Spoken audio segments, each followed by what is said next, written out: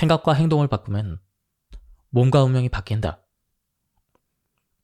생각과 행동을 자연의 섭리에 맞게 선택을 하면 손상되고 변질된 유전자가 복원이 되어 체세포가 새롭게 재생되고 몸이 리셋됩니다.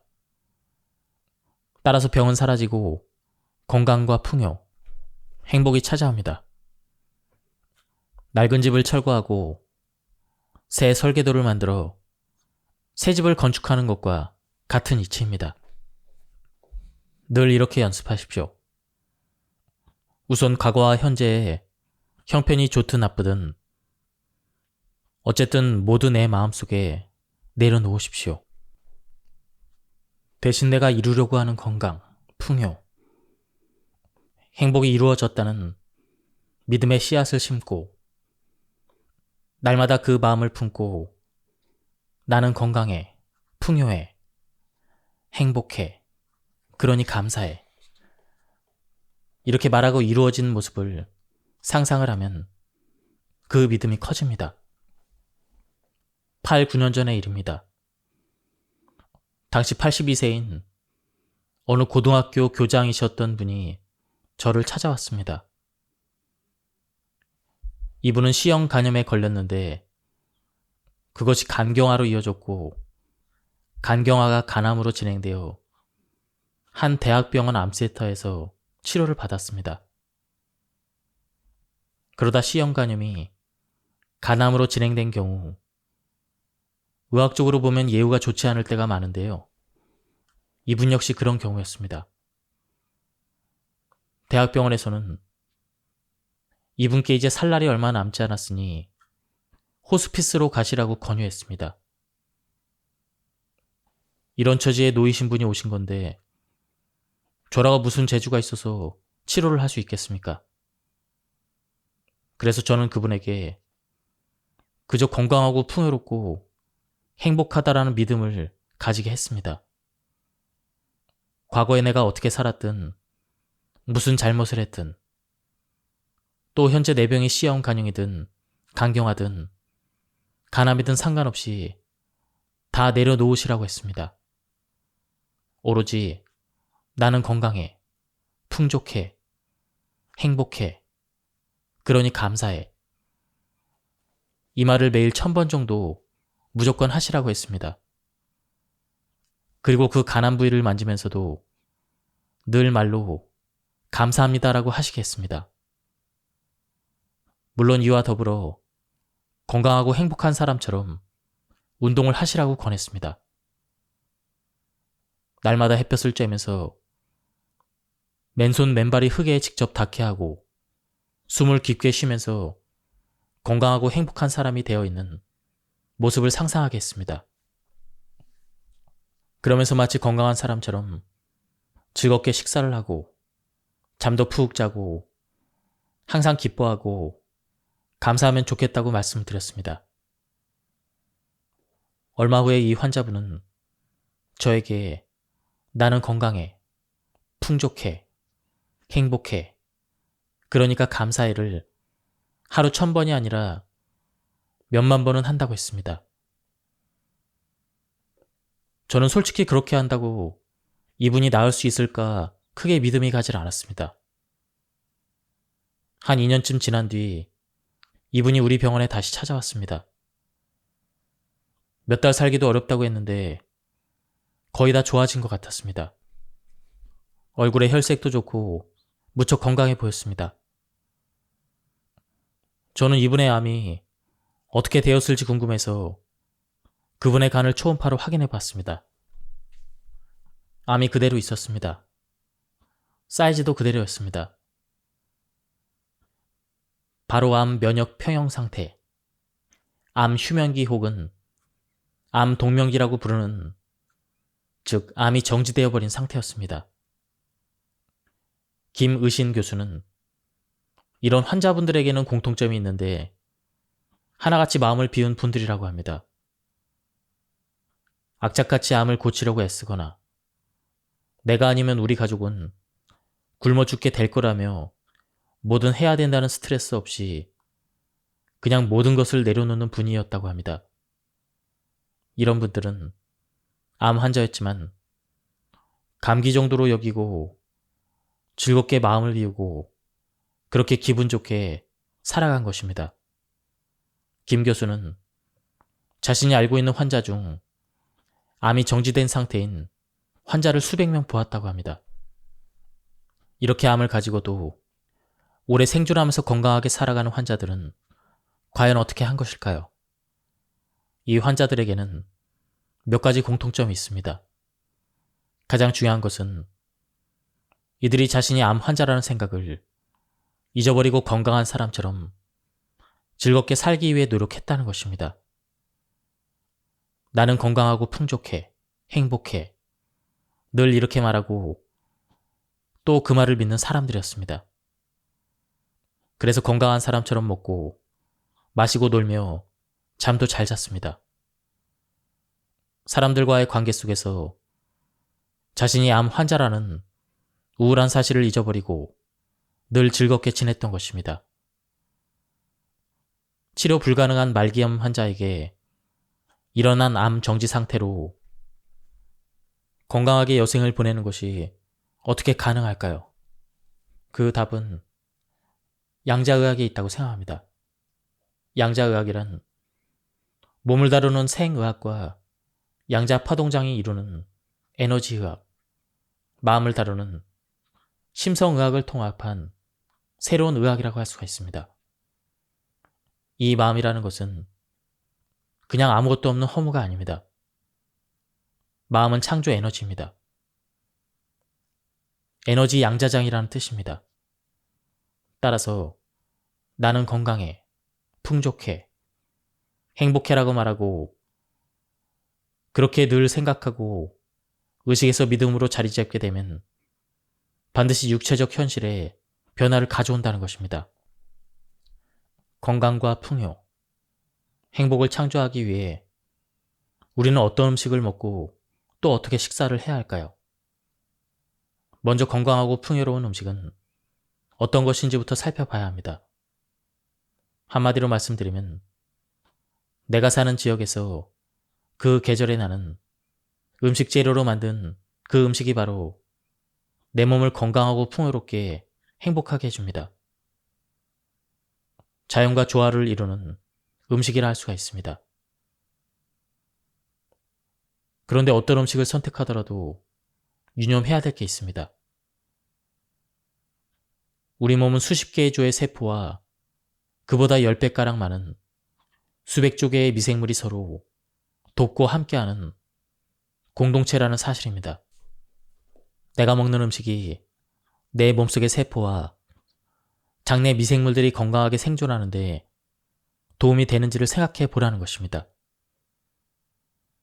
내 몸속의 미생물이 좋아하고 또 미생물을 살리는 음식을 한 가지만 고른다면 식이섬유입니다.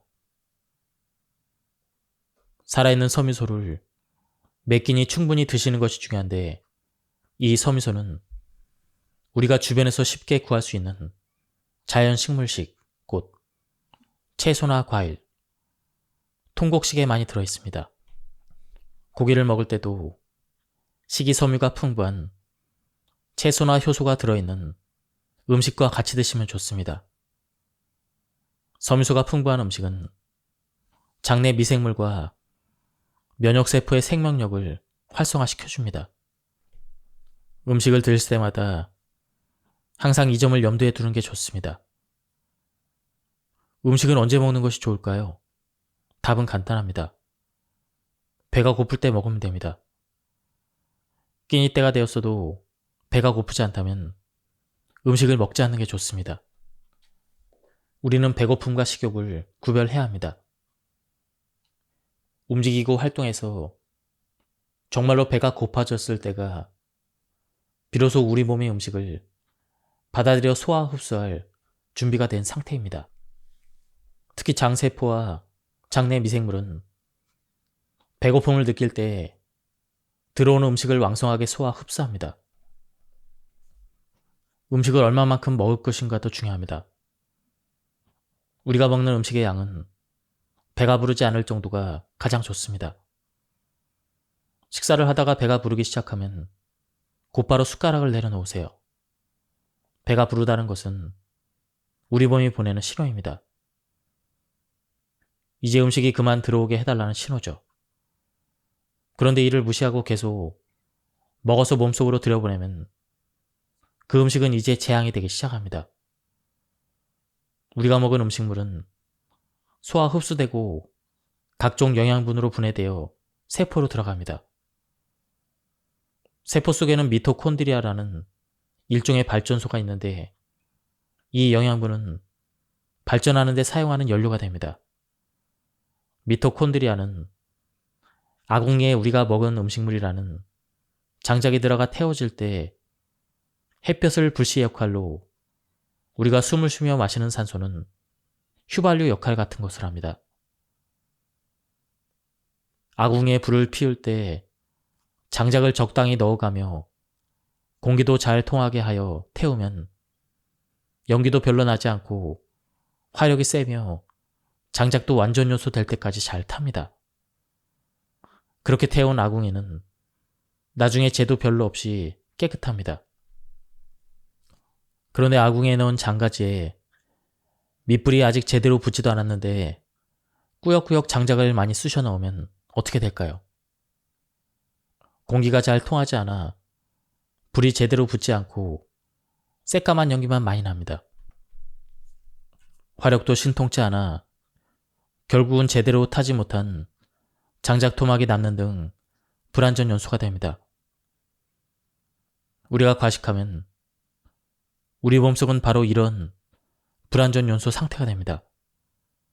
새까만 연기처럼 우리 몸에 좋지 않은 활성산소가 많이 생기는 것입니다.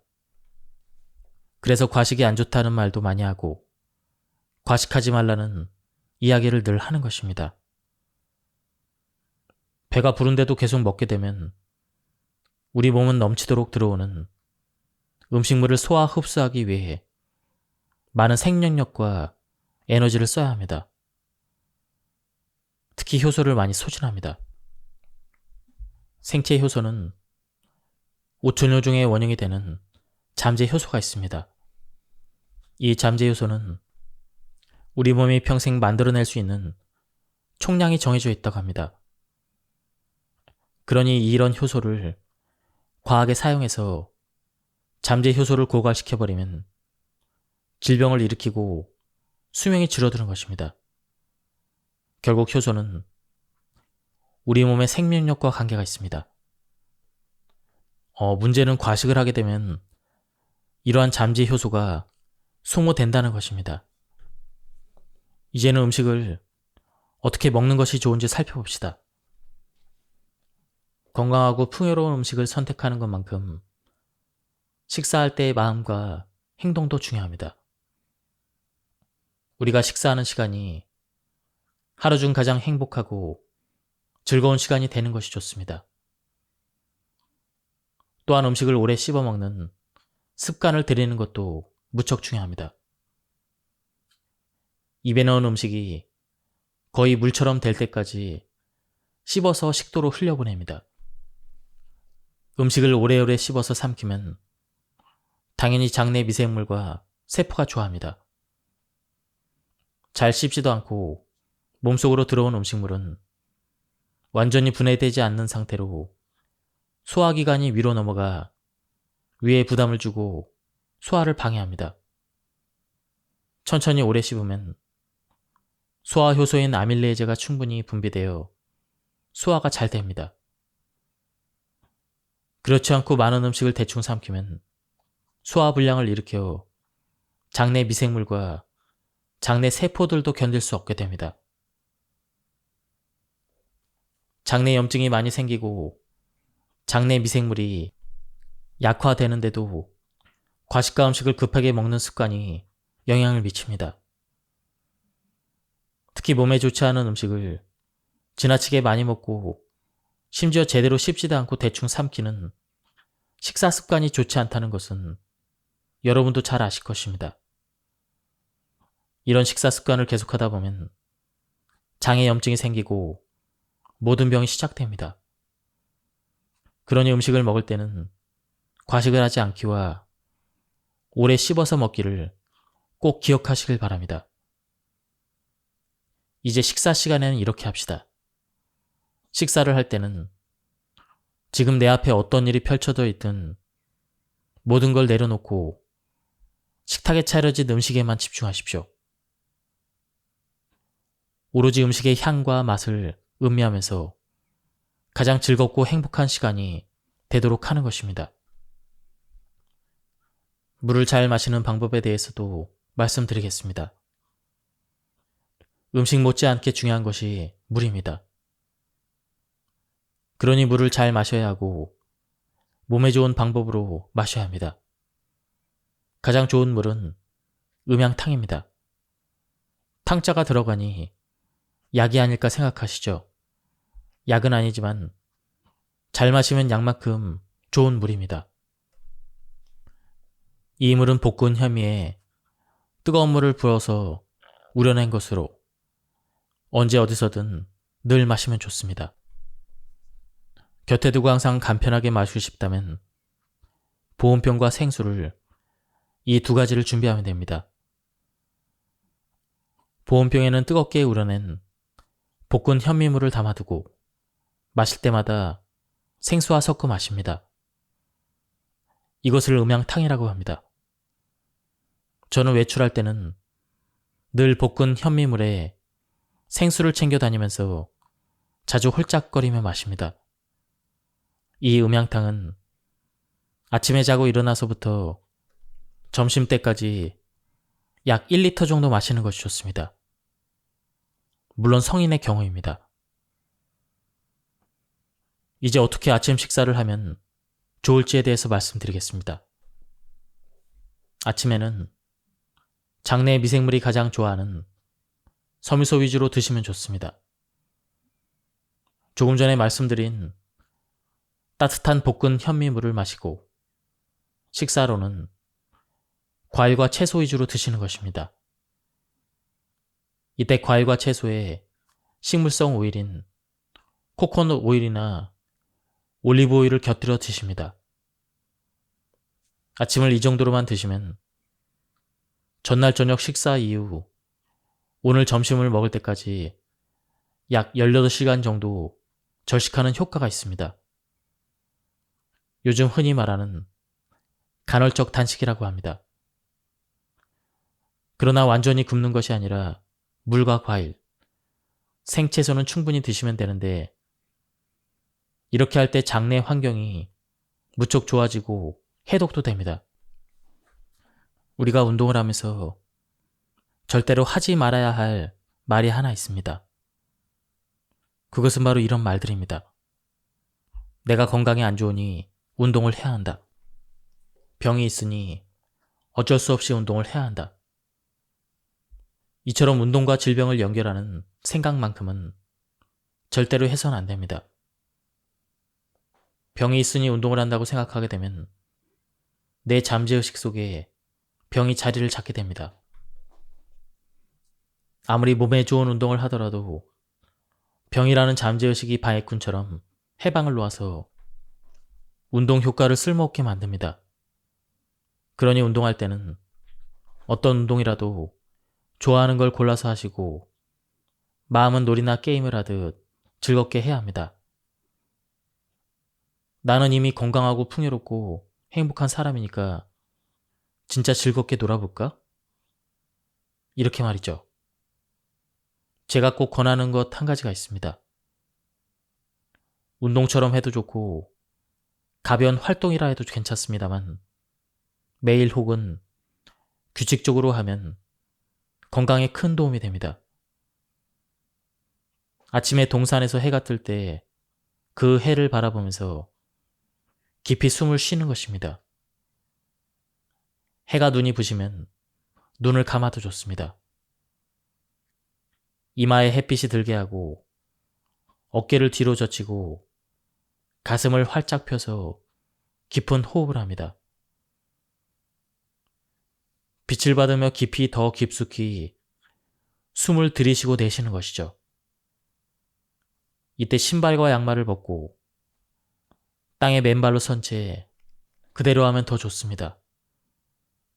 그렇게 맨발로 서서 해를 바라보면서 깊은 숨을 쉬는 이 운동을 10에서 15분 정도 매일 한다는 것은 건강에 엄청난 도움이 됩니다. 낮에는 꽃나무 가꾸기나 텃밭 가꾸기 같은 그러한 것들을 하면서 흙이나 식물을 맨손으로 만지는 활동도 좋습니다. 또 가볍게 배드민턴이나 공놀이를 하는 것도 좋습니다. 마치 야생동물이 아무 제약 없이 자유롭게 들판에서 뛰어다니는 것처럼 즐겁게 놀아보세요. 야생동물들한테는 병이 없습니다. 저는 맨발로 흙을 밟으면서 즐겁게 노는 것이야말로 가장 좋은 운동이라고 생각합니다. 물론 다른 어떤 운동이라도 즐겁게 하면 괜찮습니다. 일터에서 일할 때도 그것이 어떤 일이든 그 자체를 또 하나의 놀이나 오락처럼 생각해 보세요. 물론 스트레스만 주는 일을 갑자기 놀이처럼 생각하기란 쉽지 않습니다. 그러면 평소에 좋아하는 게임을 하듯 스트레스나 짜증을 한 단계씩 돌파해 나가는 것은 어떨까요? 어렵고 힘든 일이라도 즐겁게 게임하는 것처럼 생각한다면 성과를 내야 한다는 스트레스를 줄이면서 해낼 수 있지 않을까요? 일에 휘둘리며 압박받기보다는 나 스스로 일의 주도권을 잡고 해나가며 조절해 보시라는 말씀입니다. 잘 먹고 살려면 어쩔 수 없이 일을 해야 돼. 죽을 만큼 싫지만 살려면 억지로라도 해야지. 이런 생각은 얼른 내다 버리세요. 또 내 마음에 이런 생각이 자리 잡지 못하도록 손을 활짝 펴서 놓아버리고 완전히 없애버리는 것이 좋습니다. 나는 이미 건강하고 풍요롭고 행복한 사람이다. 내가 하는 모든 일은 즐거운 놀이이다. 항상 이렇게 생각해 봅시다. 운동할 때 어린아이처럼 즐겁게 놀며 게임하듯 재미있게 하고 일할 때도 놀이나 게임처럼 즐기는 것입니다. 이제 휴식에 대해서 말씀드리겠습니다. 휴식 중에서 가장 중요한 것은 밤에 잠을 잘 자는 것입니다. 그렇게 하려면 잠자리 환경을 잘 만드는 것부터 시작을 해야 합니다. 어떤 환경이 건강하게 잘 수 있는 환경일까요? 우선 잠자는 곳에 공기가 잘 순환되는 것이 중요합니다. 침실이 늘 맑은 공기로 차 있어야 한다는 것입니다. 그런데 요즘 현대식 건물들을 보면 보온이나 단열, 방음 등을 고려해서 창문이나 문을 닫으면 밀폐가 잘 됩니다. 집 안팎으로 자연스럽게 공기가 순환되지 않기 때문에 환기장치나 공기청정기를 가동시키거나 직접 창문을 열어서 환기를 해야 합니다. 이렇게 건물을 지었으니 침실 역시 공기소통이 원활하지 않을 것입니다. 밀폐된 공간에서는 잠자는 동안 공기가 점점 탁해집니다. 잠자는 것이 피로를 풀고 완전한 휴식을 취하는 것이 아니라 오히려 탁한 공기 속에서 갇혀 있다 보니 몸이 점점 피곤해지는 것입니다. 지금 여러분의 잠자리 환경은 어떤지 한번 살펴보시기 바랍니다. 우리의 잠자리 환경도 야생에서 사는 동물들이 잠자는 곳과 비슷한 환경이면 좋습니다. 신선한 공기가 잘 통하며 마치 산에서 자는 것처럼 개운한 분위기라면 잠은 보약 같을 것입니다. 환기 때문에 잠자는 곳이 좀 차가워져서 좀 두꺼운 이불을 덮고 자야 되더라도 밀폐된 곳보다는 공기가 잘 순환되는 것이 훨씬 낫습니다. 반드시 공기가 원활하게 소통되어 맑은 공기를 숨쉬며 자야 하는 것을 잊지 말기 바랍니다. 공기 소통 다음으로 중요한 것은 마음의 자세입니다. 그냥 잠들면 되지 또 뭘 신경 써야 하는지 물을 수도 있겠습니다. 그런데 잠들기 전에 그 마음 자세가 다음날 아침 그대로 내 마음에 남아서 생기 있는 하루를 시작할 수 있게 한다면 한번 시도해 볼 만하지 않을까요?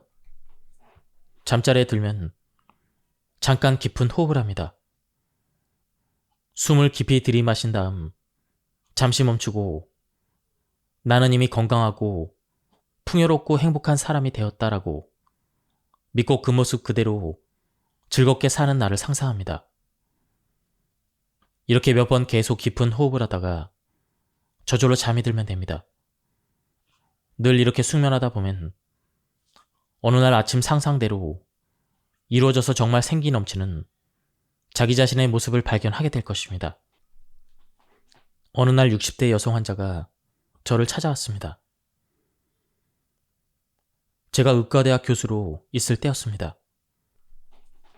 그분은 자궁경부암 말기 환자였습니다. 이분 상태는 무척 심각했습니다. 분비물이 너무 많이 나오고 악재도 심해서 진료하는 것이 힘들 지경이었습니다. 저는 이분을 입원 치료하면서 살아온 이야기와 병력을 물어봤습니다. 그러면서 이분의 병이 어떤 병인지 또 어떤 방법으로 치료해야 되는지 이해하게 되었습니다. 이 환자는 20살에 시집을 갔는데 신랑은 청산가부의 외아들이었습니다. 시댁에 들어가 보니 시어머니 나이가 이제 39밖에 되지 않은 무척 젊은 분이었습니다. 남편은 건설 도급업을 했는데 건설 현장에서 지나야 했기 때문에 주중에는 늘 외지에 가 있고 주말에만 집에 왔습니다. 20살의 새 섹시는 이 젊은 시어머니를 잘 모시려고 부단히 애를 썼다고 합니다. 그런데도 시어머니는 무엇이 마음에 안 드는지 남편이 주말에 오면 남편을 붙잡고 새색시 험담을 했습니다.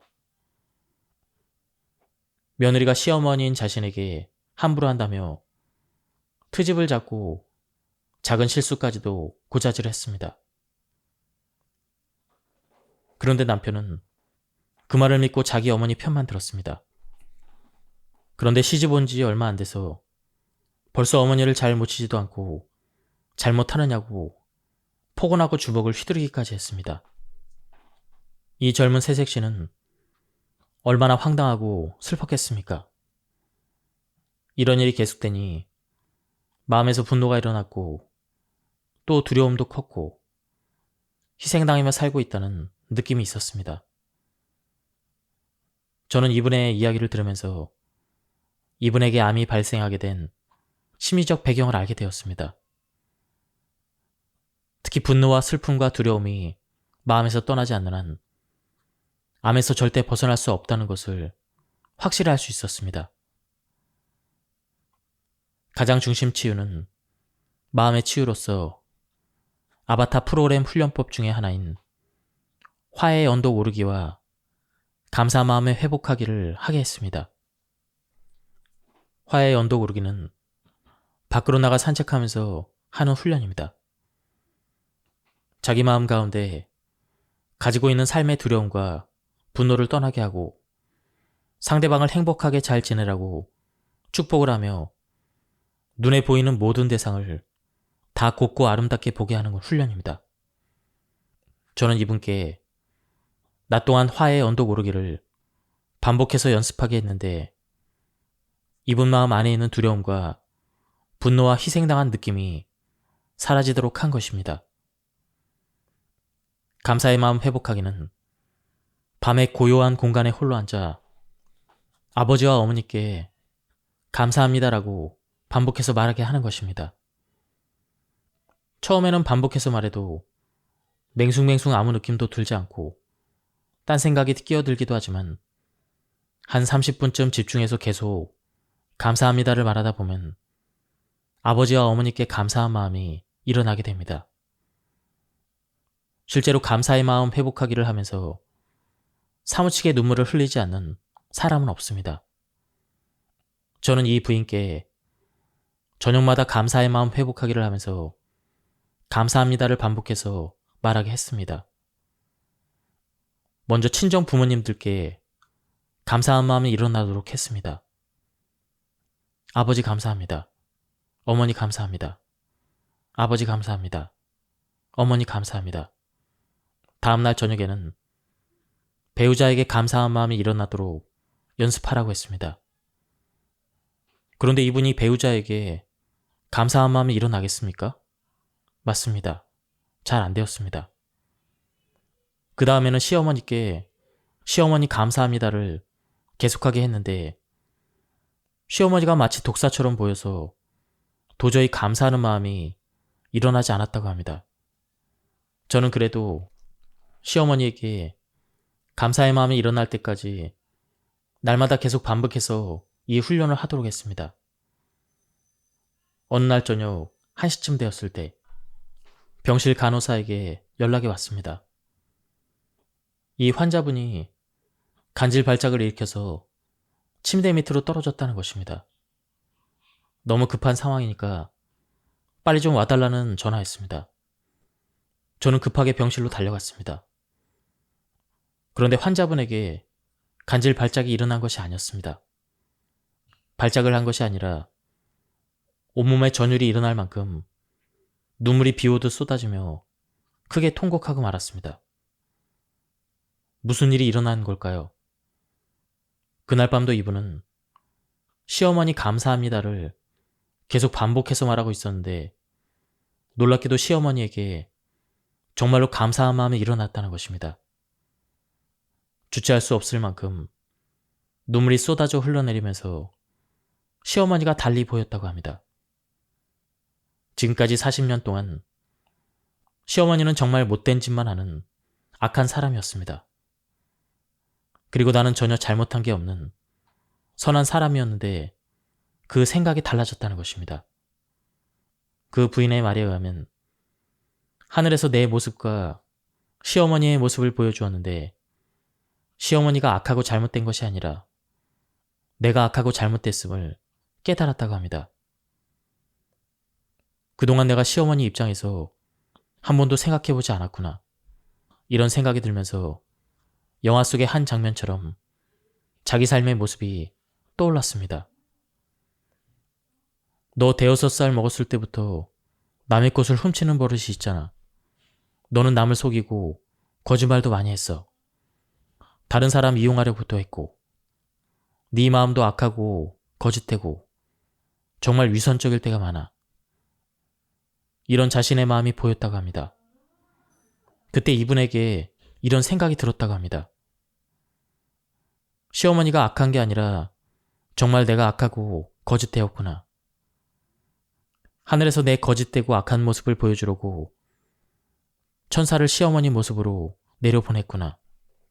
이런 마음이 들자 시어머니에게 얼마나 감사한지 몰랐다고 합니다. 시어머니에게서 본 허물이 정확히 자기 모습이었다고 합니다.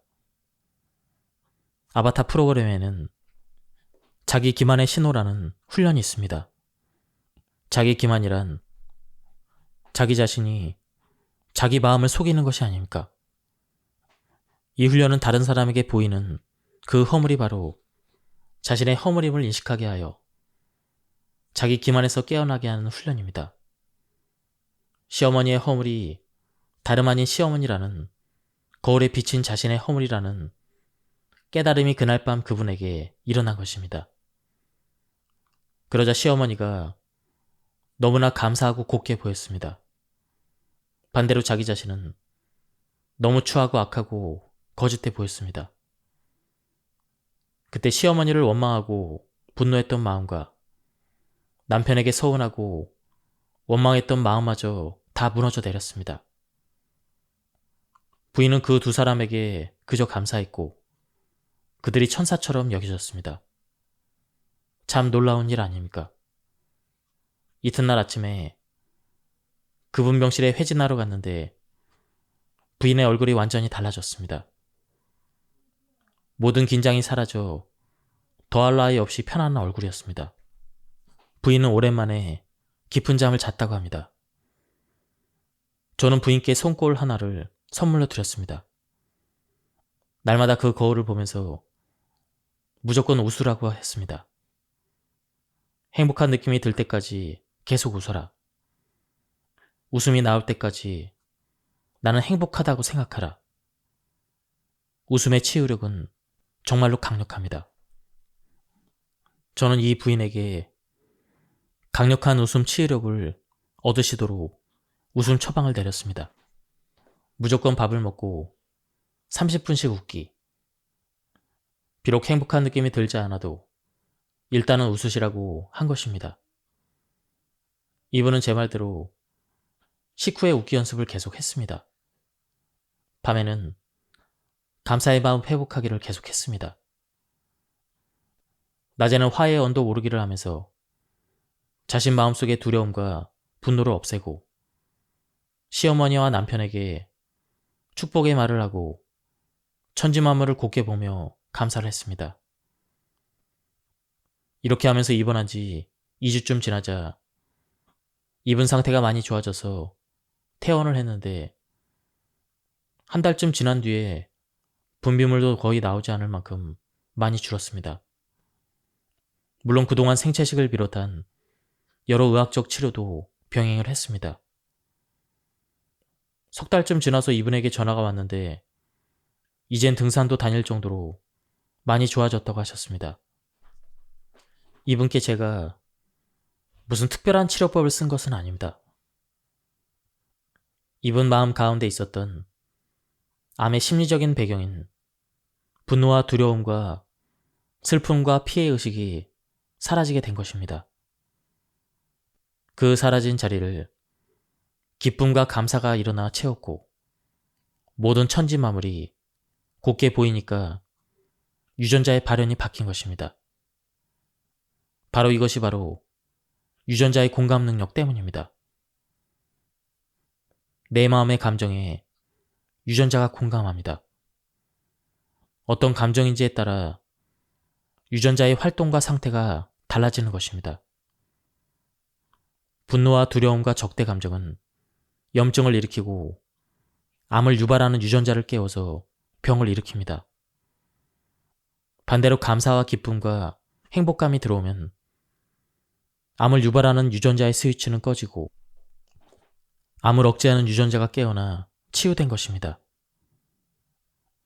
이 부인의 후일담도 재밌습니다. 그 뒤로 시어머니가 이분께 무척 잘해주신다고 합니다. 자신은 특별히 시어머니께 더 대접한 적도 없는데도 말이죠. 한 분은 이분 내외가 사는 아파트가 너무 작으니 큰 데로 옮기라며 돈을 더해 주셨다고 합니다. 암이 다 사라졌는지 어떻게 되었는지는 모르지만 저는 이분의 암이 정지된 상태가 아닐까 축축합니다. 이런 상태를 의학용어로 암 면역 평형 상태 또는 암 동면기, 암 휴면기라고 합니다. 암이 이렇게 잠들어 버리면 몸속에 암이 있어도 오래 살게 됩니다. 암이 몸을 공격하지 않고 마음은 평화로운 상태이니 암과 내가 화목하게 조화를 이루며 사는 상태입니다.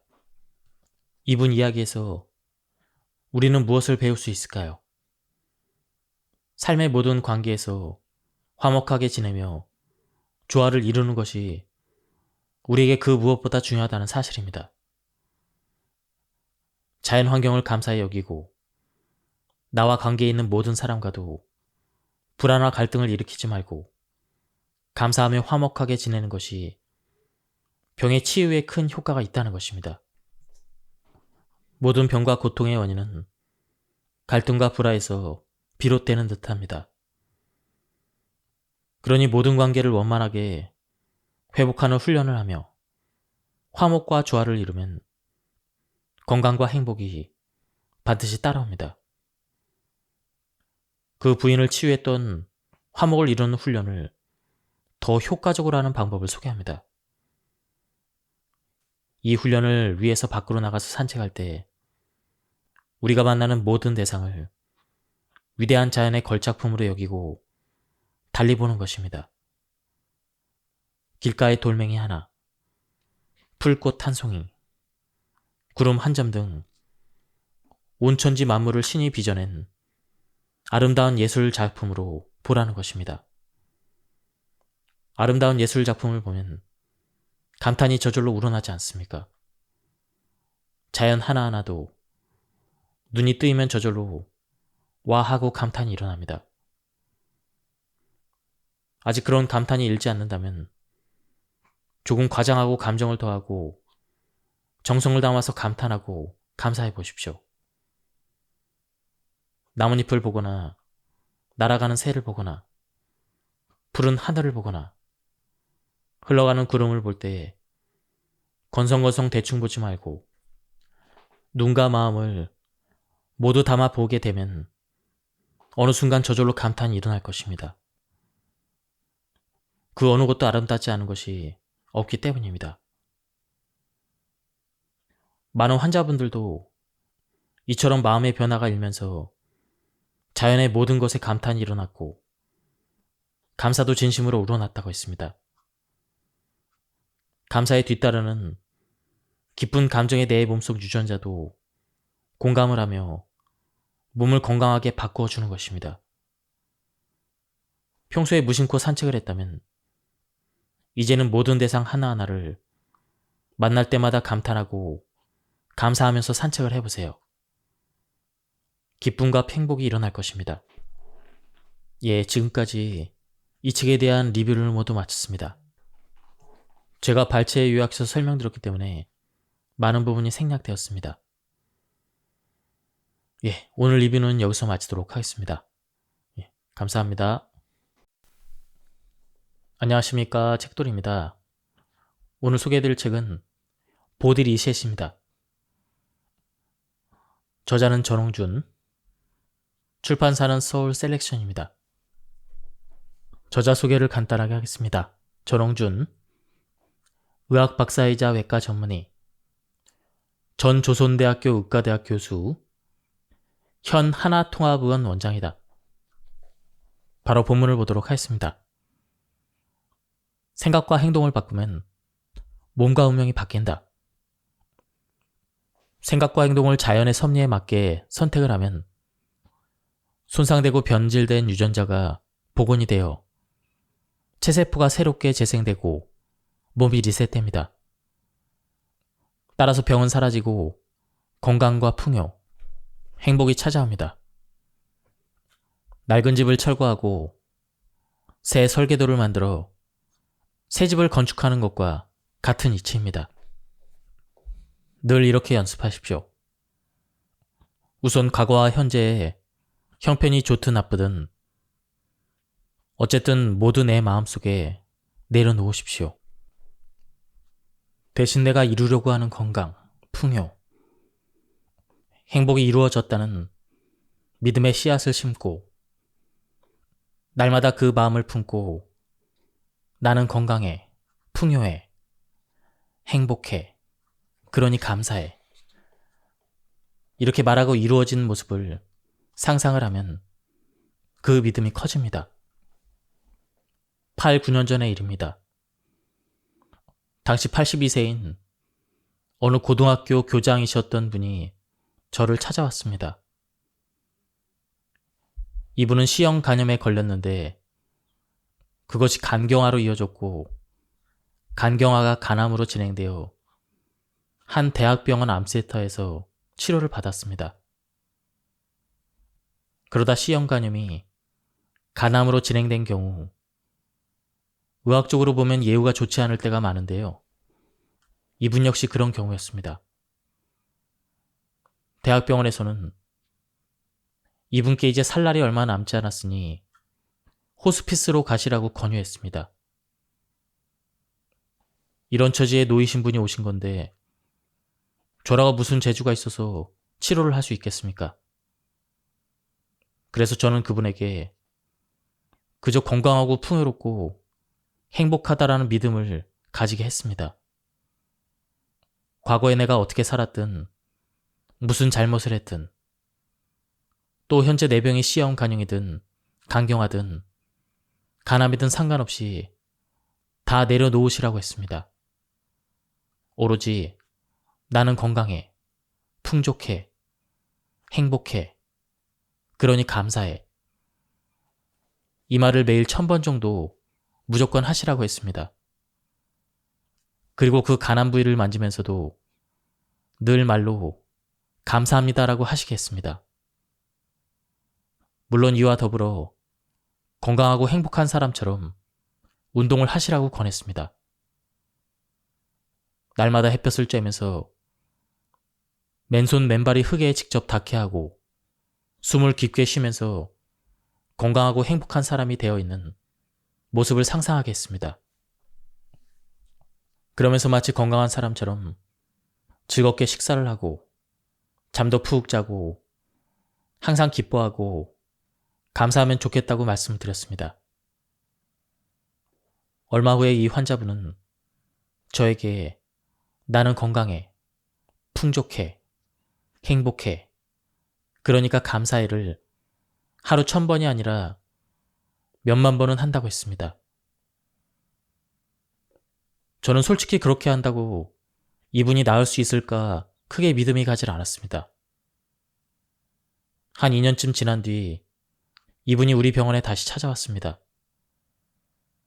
몇 달 살기도 어렵다고 했는데 거의 다 좋아진 것 같았습니다. 얼굴에 혈색도 좋고 무척 건강해 보였습니다. 저는 이분의 암이 어떻게 되었을지 궁금해서 그분의 간을 초음파로 확인해 봤습니다. 암이 그대로 있었습니다. 사이즈도 그대로였습니다. 바로 암 면역 평형 상태, 암 휴면기 혹은 암 동면기라고 부르는, 즉 암이 정지되어 버린 상태였습니다. 김의신 교수는 이런 환자분들에게는 공통점이 있는데 하나같이 마음을 비운 분들이라고 합니다. 악착같이 암을 고치려고 애쓰거나 내가 아니면 우리 가족은 굶어 죽게 될 거라며 뭐든 해야 된다는 스트레스 없이 그냥 모든 것을 내려놓는 분이었다고 합니다.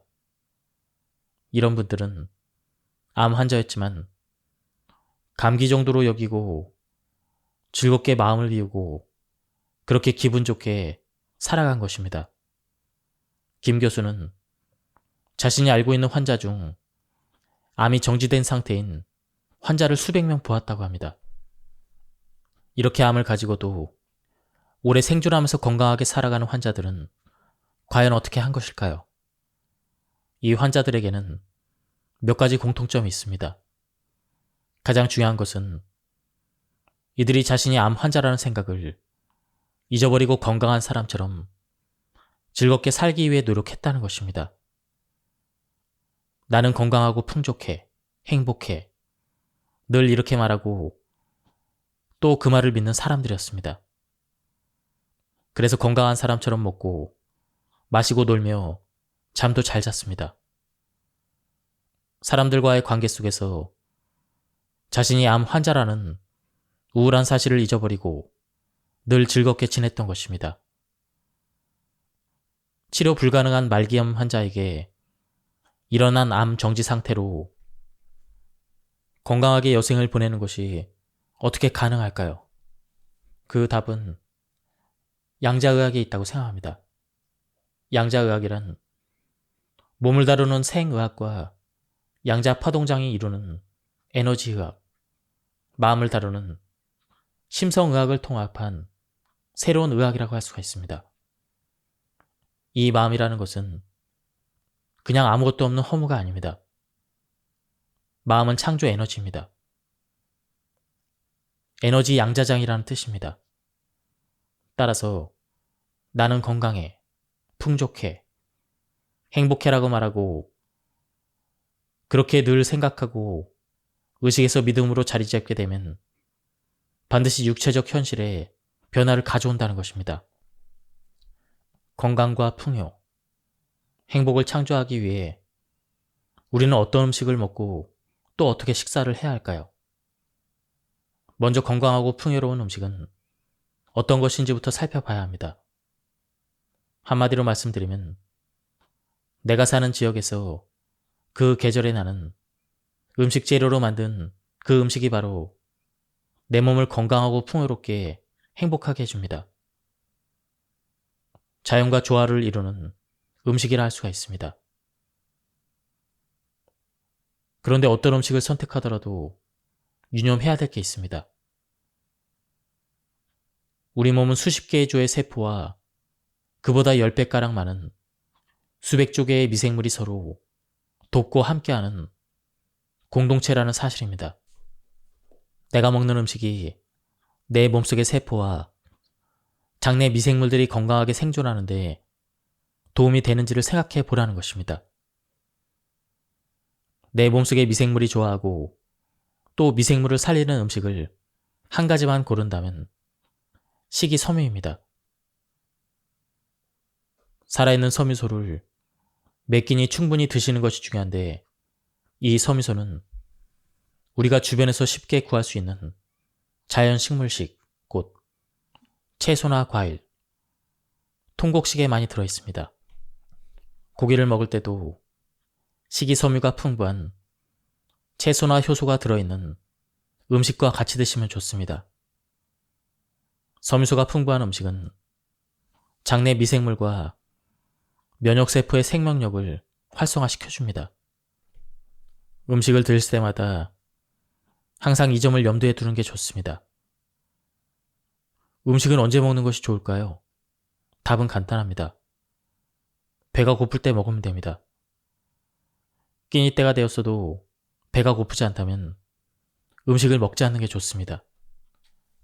우리는 배고픔과 식욕을 구별해야 합니다.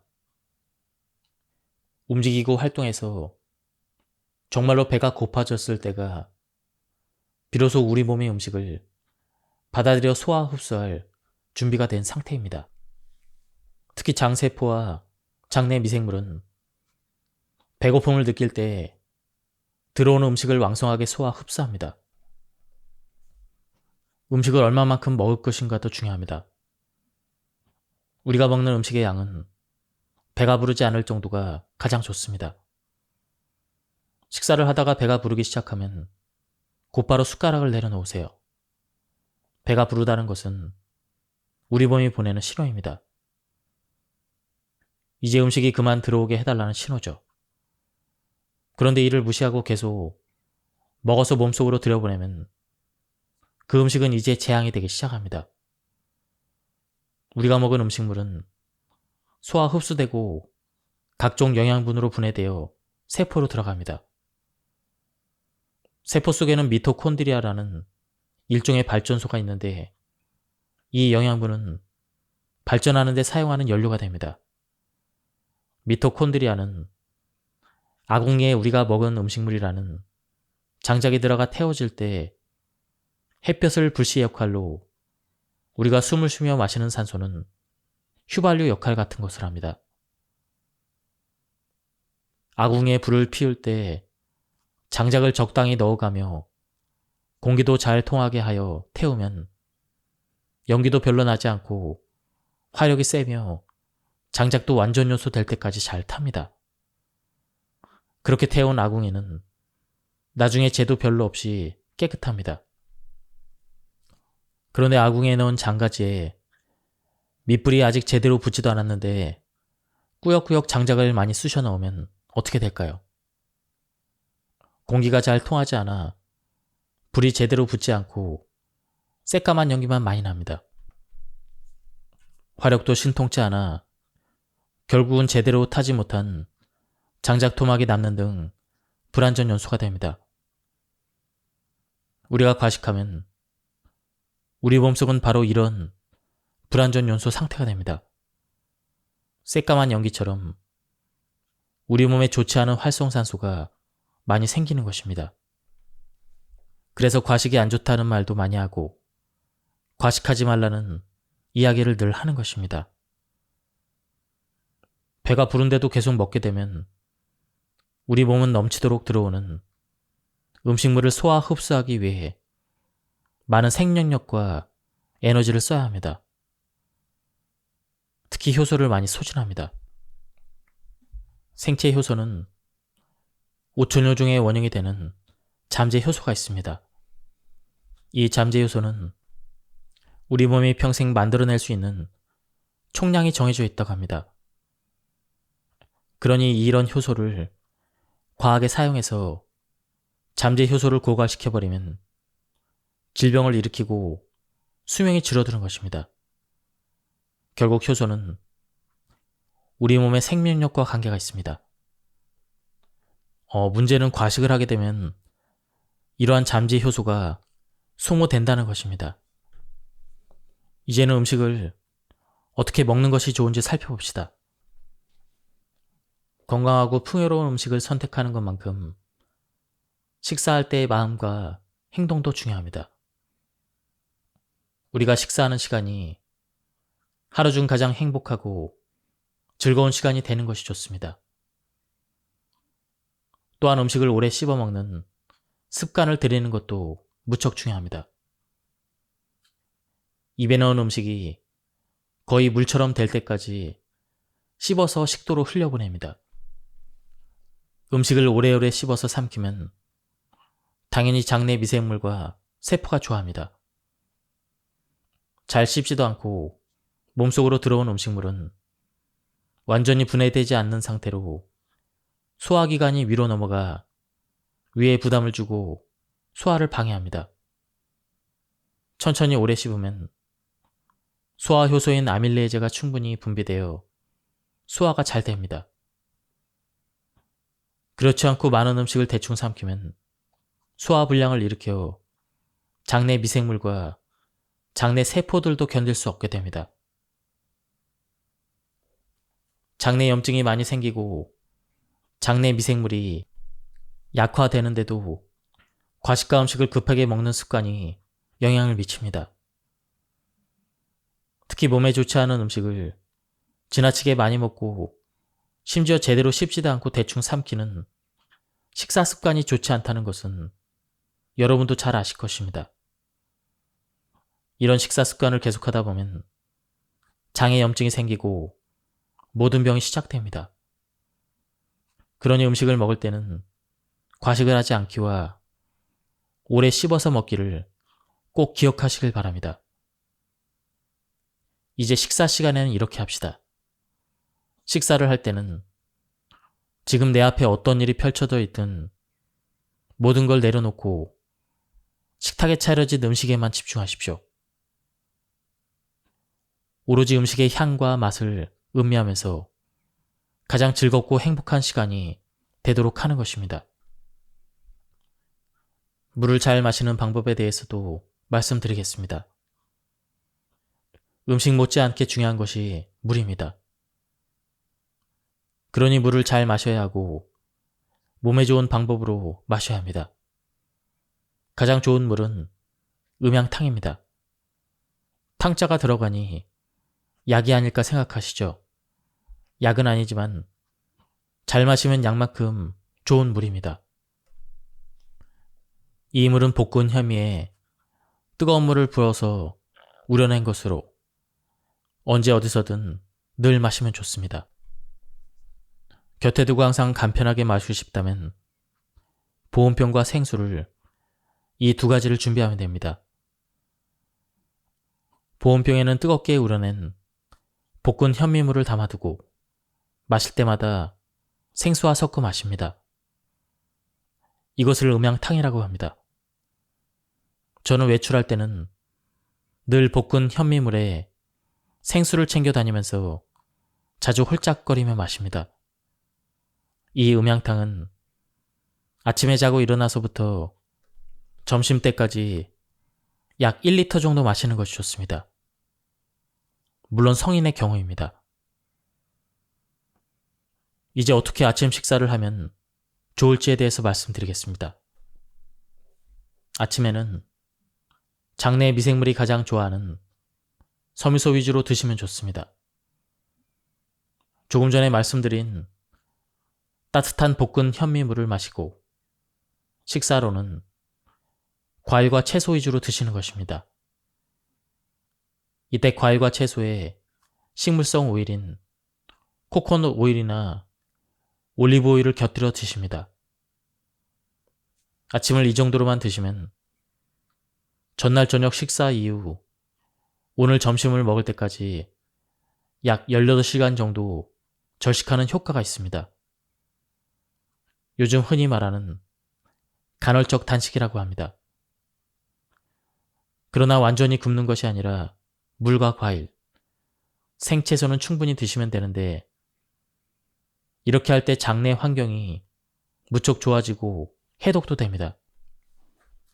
우리가 운동을 하면서 절대로 하지 말아야 할 말이 하나 있습니다. 그것은 바로 이런 말들입니다. 내가 건강에 안 좋으니 운동을 해야 한다. 병이 있으니 어쩔 수 없이 운동을 해야 한다. 이처럼 운동과 질병을 연결하는 생각만큼은 절대로 해서는 안 됩니다. 병이 있으니 운동을 한다고 생각하게 되면 내 잠재의식 속에 병이 자리를 잡게 됩니다. 아무리 몸에 좋은 운동을 하더라도 병이라는 잠재의식이 방해꾼처럼 해방을 놓아서 운동 효과를 쓸모없게 만듭니다. 그러니 운동할 때는 어떤 운동이라도 좋아하는 걸 골라서 하시고 마음은 놀이나 게임을 하듯 즐겁게 해야 합니다. 나는 이미 건강하고 풍요롭고 행복한 사람이니까 진짜 즐겁게 놀아볼까? 이렇게 말이죠. 제가 꼭 권하는 것 한 가지가 있습니다.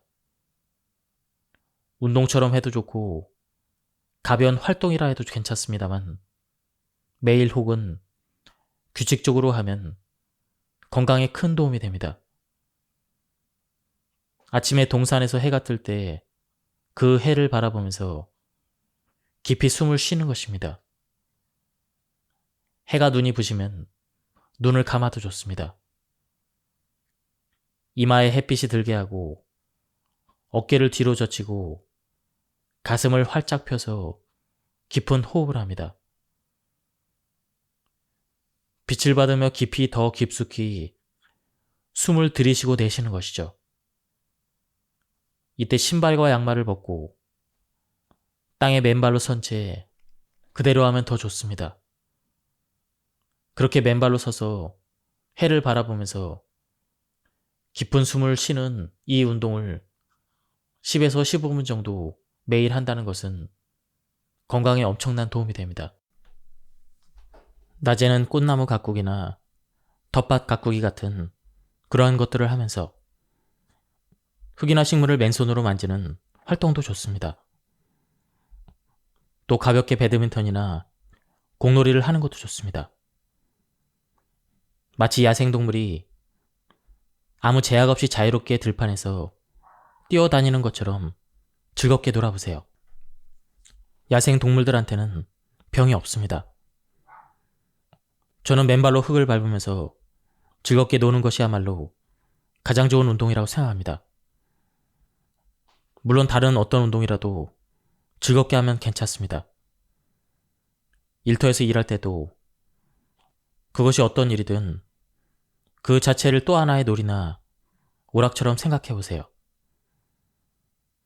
물론 스트레스만 주는 일을 갑자기 놀이처럼 생각하기란 쉽지 않습니다. 그러면 평소에 좋아하는 게임을 하듯 스트레스나 짜증을 한 단계씩 돌파해 나가는 것은 어떨까요? 어렵고 힘든 일이라도 즐겁게 게임하는 것처럼 생각한다면 성과를 내야 한다는 스트레스를 줄이면서 해낼 수 있지 않을까요? 일에 휘둘리며 압박받기보다는 나 스스로 일의 주도권을 잡고 해나가며 조절해 보시라는 말씀입니다. 잘 먹고 살려면 어쩔 수 없이 일을 해야 돼. 죽을 만큼 싫지만 살려면 억지로라도 해야지. 이런 생각은 얼른 내다 버리세요. 또 내 마음에 이런 생각이 자리 잡지 못하도록 손을 활짝 펴서 놓아버리고 완전히 없애버리는 것이 좋습니다. 나는 이미 건강하고 풍요롭고 행복한 사람이다. 내가 하는 모든 일은 즐거운 놀이이다. 항상 이렇게 생각해 봅시다.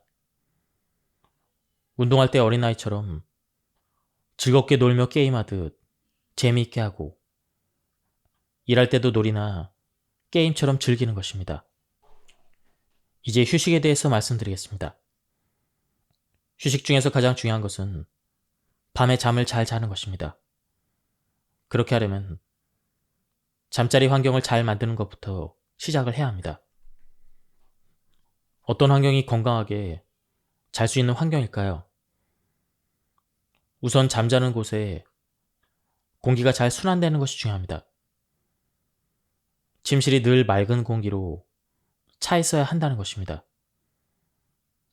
그런데 요즘 현대식 건물들을 보면 보온이나 단열, 방음 등을 고려해서 창문이나 문을 닫으면 밀폐가 잘 됩니다.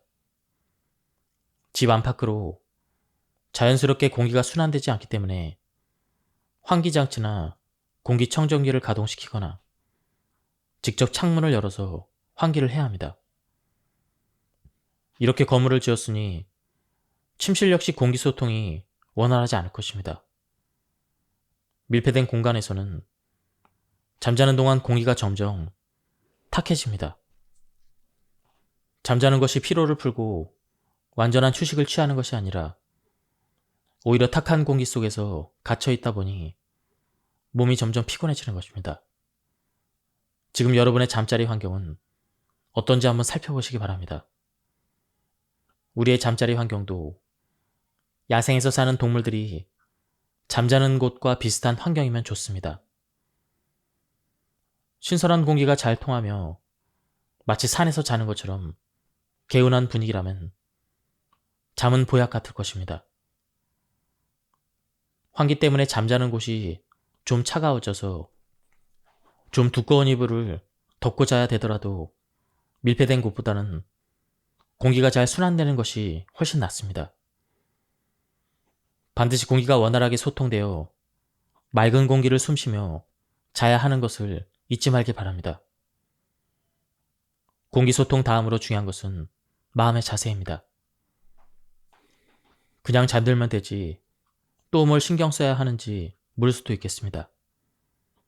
그런데 잠들기 전에 그 마음 자세가 다음날 아침 그대로 내 마음에 남아서 생기 있는 하루를 시작할 수 있게 한다면 한번 시도해 볼 만하지 않을까요? 잠자리에 들면 잠깐 깊은 호흡을 합니다. 숨을 깊이 들이마신 다음 잠시 멈추고 나는 이미 건강하고 풍요롭고 행복한 사람이 되었다라고 믿고 그 모습 그대로 즐겁게 사는 나를 상상합니다. 이렇게 몇 번 계속 깊은 호흡을 하다가 저절로 잠이 들면 됩니다. 늘 이렇게 숙면하다 보면 어느 날 아침 상상대로 이루어져서 정말 생기 넘치는 자기 자신의 모습을 발견하게 될 것입니다. 어느 날 60대 여성 환자가 저를 찾아왔습니다. 제가 의과대학 교수로 있을 때였습니다. 그분은 자궁경부암 말기 환자였습니다. 이분 상태는 무척 심각했습니다. 분비물이 너무 많이 나오고 악취도 심해서 진료하는 것이 힘들 지경이었습니다. 저는 이분을 입원 치료하면서 살아온 이야기와 병력을 물어봤습니다. 그러면서 이분의 병이 어떤 병인지 또 어떤 방법으로 치료해야 되는지 이해하게 되었습니다. 이 환자는 20살에 시집을 갔는데 신랑은 총상가부의 외아들이었습니다. 시댁에 들어가 보니 시어머니 나이가 이제 39밖에 되지 않은 무척 젊은 분이었습니다. 남편은 건설 도급업을 했는데 건설 현장에서 지나야 했기 때문에 주중에는 늘 외지에 가 있고 주말에만 집에 왔습니다. 20살의 새 섹시는 이 젊은 시어머니를 잘 모시려고 부단히 애를 썼다고 합니다. 그런데도 시어머니는 무엇이 마음에 안 드는지 남편이 주말에 오면 남편을 붙잡고 새색시 험담을 했습니다. 며느리가 시어머니인 자신에게 함부로 한다며 트집을 잡고 작은 실수까지도 고자질을 했습니다. 그런데 남편은 그 말을 믿고 자기 어머니 편만 들었습니다. 그런데 시집 온 지 얼마 안 돼서 벌써 어머니를 잘 모시지도 않고 잘못하느냐고 폭언하고 주먹을 휘두르기까지 했습니다. 이 젊은 새색시는 얼마나 황당하고 슬펐겠습니까? 이런 일이 계속되니 마음에서 분노가 일어났고 또 두려움도 컸고 희생당하며 살고 있다는 느낌이 있었습니다. 저는 이분의 이야기를 들으면서 이분에게 암이 발생하게 된 심리적 배경을 알게 되었습니다. 특히 분노와 슬픔과 두려움이 마음에서 떠나지 않는 한 암에서 절대 벗어날 수 없다는 것을 확실히 알 수 있었습니다. 가장 중심 치유는 마음의 치유로서 아바타 프로그램 훈련법 중에 하나인 화해의 언덕 오르기와 감사 마음의 회복하기를 하게 했습니다. 화해의 언덕 오르기는 밖으로 나가 산책하면서 하는 훈련입니다. 자기 마음 가운데 가지고 있는 삶의 두려움과 분노를 떠나게 하고 상대방을 행복하게 잘 지내라고 축복을 하며 눈에 보이는 모든 대상을 다 곱고 아름답게 보게 하는 훈련입니다. 저는 이분께 낮 동안 화해의 언덕 오르기를 반복해서 연습하게 했는데 이분 마음 안에 있는 두려움과 분노와 희생당한 느낌이 사라지도록 한 것입니다. 감사의 마음 회복하기는 밤에 고요한 공간에 홀로 앉아 아버지와 어머니께 감사합니다라고 반복해서 말하게 하는 것입니다. 처음에는 반복해서 말해도 맹숭맹숭 아무 느낌도 들지 않고 딴 생각이 끼어들기도 하지만 한 30분쯤 집중해서 계속 감사합니다를 말하다 보면 아버지와 어머니께 감사한 마음이 일어나게 됩니다. 실제로 감사의 마음 회복하기를 하면서 사무치게 눈물을 흘리지 않는 사람은 없습니다. 저는 이 부인께 저녁마다 감사의 마음 회복하기를 하면서 감사합니다를 반복해서 말하게 했습니다. 먼저 친정 부모님들께 감사한 마음이 일어나도록 했습니다. 아버지 감사합니다. 어머니 감사합니다. 아버지 감사합니다. 어머니 감사합니다. 다음날 저녁에는 배우자에게 감사한 마음이 일어나도록 연습하라고 했습니다. 그런데 이분이 배우자에게 감사한 마음이 일어나겠습니까? 맞습니다. 잘 안 되었습니다. 그 다음에는 시어머니께 시어머니 감사합니다를 계속하게 했는데 시어머니가 마치 독사처럼 보여서 도저히 감사하는 마음이 일어나지 않았다고 합니다. 저는 그래도 시어머니에게 감사의 마음이 일어날 때까지 날마다 계속 반복해서 이 훈련을 하도록 했습니다. 어느 날 저녁 1시쯤 되었을 때 병실 간호사에게 연락이 왔습니다. 이 환자분이 간질 발작을 일으켜서 침대 밑으로 떨어졌다는 것입니다. 너무 급한 상황이니까 빨리 좀 와달라는 전화했습니다. 저는 급하게 병실로 달려갔습니다. 그런데 환자분에게 간질 발작이 일어난 것이 아니었습니다. 발작을 한 것이 아니라 온몸에 전율이 일어날 만큼 눈물이 비오듯 쏟아지며 크게 통곡하고 말았습니다. 무슨 일이 일어난 걸까요? 그날 밤도 이분은 시어머니 감사합니다를 계속 반복해서 말하고 있었는데 놀랍게도 시어머니에게 정말로 감사한 마음이 일어났다는 것입니다. 주체할 수 없을 만큼 눈물이 쏟아져 흘러내리면서 시어머니가 달리 보였다고 합니다. 지금까지 40년 동안 시어머니는 정말 못된 짓만 하는 악한 사람이었습니다. 그리고 나는 전혀 잘못한 게 없는 선한 사람이었는데 그 생각이 달라졌다는 것입니다. 그 부인의 말에 의하면 하늘에서 내 모습과 시어머니의 모습을 보여주었는데 시어머니가 악하고 잘못된 것이 아니라 내가 악하고 잘못됐음을 깨달았다고 합니다. 그동안 내가 시어머니 입장에서 한 번도 생각해보지 않았구나. 이런 생각이 들면서 영화 속의 한 장면처럼 자기 삶의 모습이 떠올랐습니다. 너 대여섯 살 먹었을 때부터 남의 것을 훔치는 버릇이 있잖아. 너는 남을 속이고 거짓말도 많이 했어. 다른 사람 이용하려고도 했고 네 마음도 악하고 거짓되고 정말 위선적일 때가 많아. 이런 자신의 마음이 보였다고 합니다. 그때 이분에게 이런 생각이 들었다고 합니다. 시어머니가 악한 게 아니라 정말 내가 악하고 거짓되었구나. 하늘에서 내 거짓되고 악한 모습을 보여주려고 천사를 시어머니 모습으로 내려보냈구나. 이런 마음이 들자 시어머니에게 얼마나 감사한지 몰랐다고 합니다. 시어머니에게서 본 허물이 정확히 자기 모습이었다고 합니다.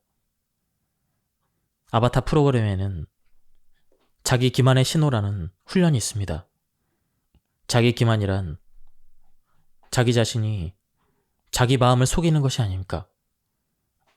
이 훈련은 다른 사람에게 보이는 그 허물이 바로 자신의 허물임을 인식하게 하여 자기 기만에서 깨어나게 하는 훈련입니다.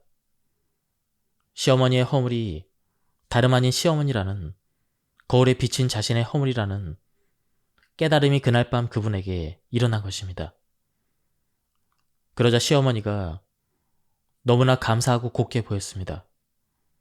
반대로 자기 자신은 너무 추하고 악하고 거짓돼 보였습니다.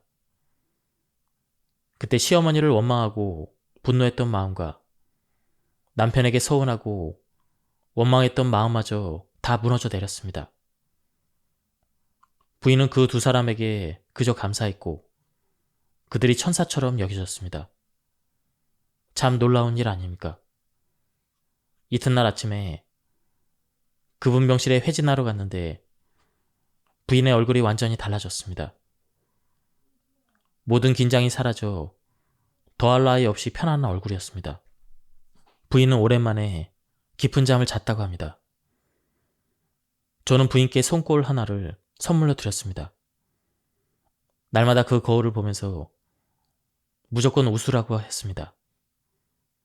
행복한 느낌이 들 때까지 계속 웃어라.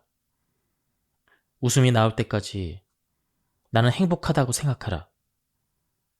웃음의 치유력은 정말로 강력합니다.